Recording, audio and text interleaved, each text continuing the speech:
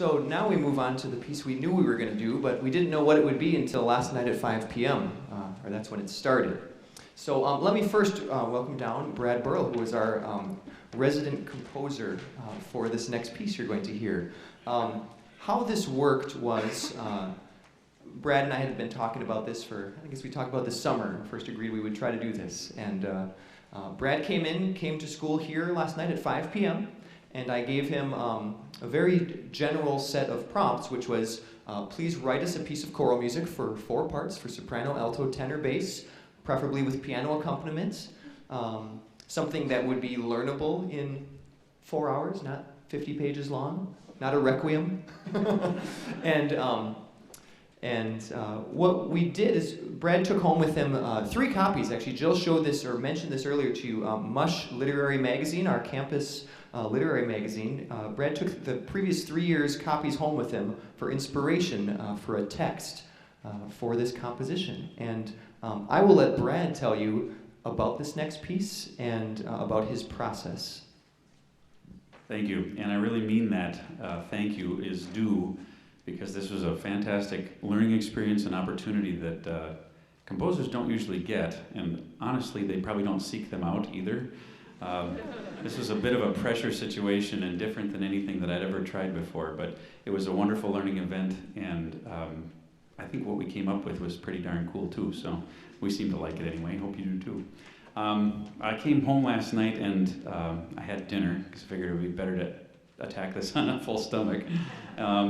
And basically looking through the prompts, I got the same prompts that the creative writing and the play acting groups got, and so I was thinking I would probably run into copyright issues if I started playing Star Wars music up here. So I avoided that, but I did look at some other poetry, and I went through the books that Tim had given me.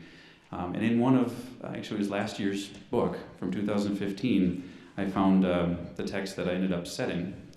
And about 7:30, 8 o'clock last night is when I figured out this is the one I'm going to do.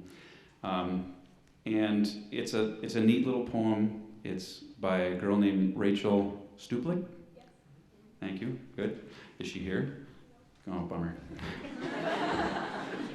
Somebody I have to meet someday, because we made art together.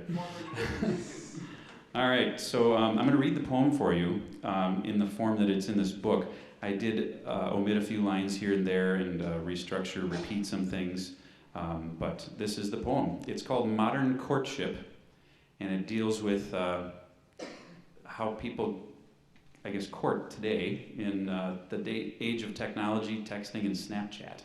So here it is. And we might have to explain some of this, I guess. So, witty banter. Find the perfect response, and your thumbs move almost furiously. Then there's periods of ellipsis, 3 dots, and the answer is no. Backspace. No, this is way funnier. Thumbs move furiously again. Make a funny face. It will be gone after 5 seconds anyway. No, too ugly, gotta be cuter, gotta retake it. What a Snapster piece. Now, do any of you know what a Snapster piece is? I understand that a certain conductor and his accompanist did a little Googling when they got my piece this morning, because they weren't sure what a Snapster piece was. Snapchat embellished photos? Is that accurate? Yeah. So, Snapchat is an app, if you are non-tech savvy, that you can send pictures to friends and they disappear after 5 seconds. Why that's popular, I have no idea. Anyway, so a Snapster piece is in here. Then it goes on. Quiet moments shared with them while you are alone in your room at 2 forthcoming o'clock, where you learn something you never dreamed of, a commonality you didn't think you'd share, a list of movies you'd probably never get around to watching together anyway. I didn't use that line. Then, interpreting the meaning of 23 letters, 7 words, 6 spaces, 3 periods, when really they were just trying to be funny. Emoticons, winky faces, semicolon capital P.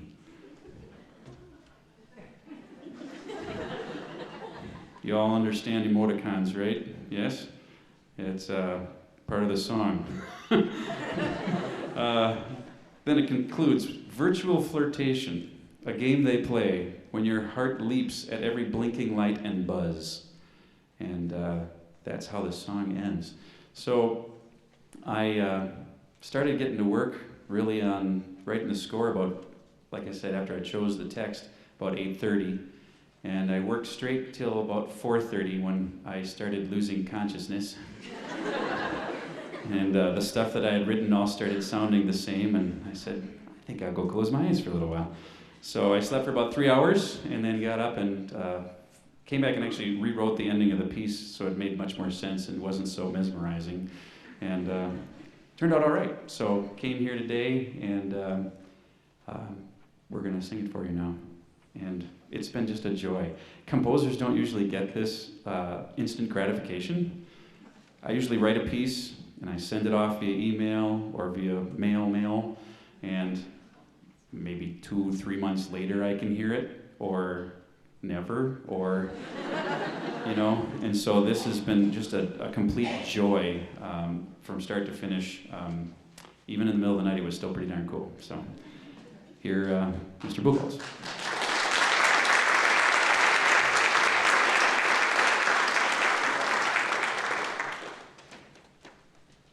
I'm going to give Brad a chance to go out in the audience so he can hear his work.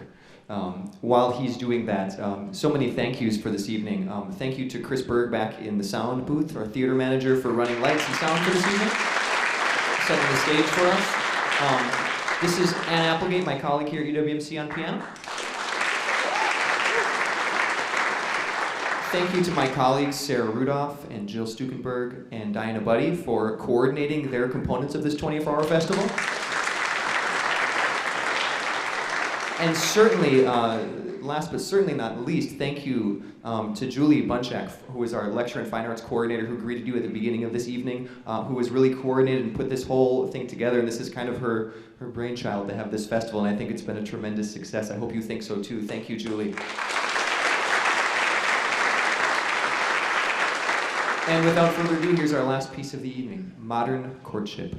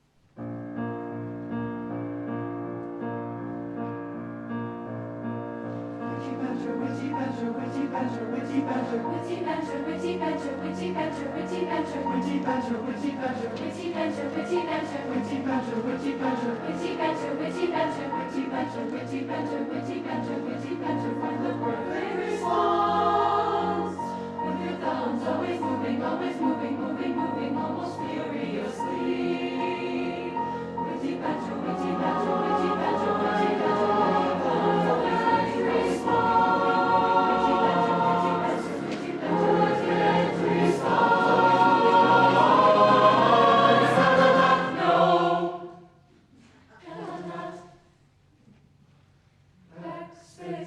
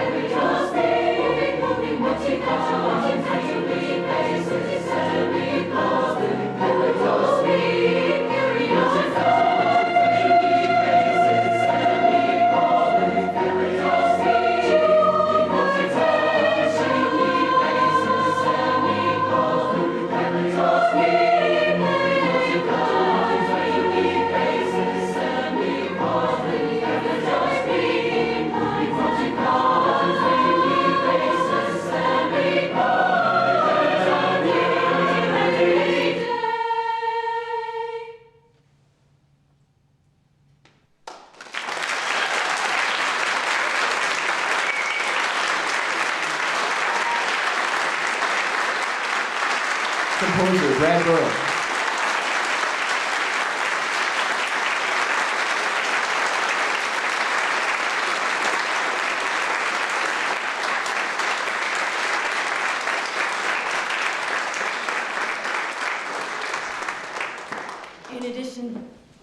In addition to all the thank yous Tim said before that last piece, I have a few of my own. Again, thanks to Brad, that was just amazing.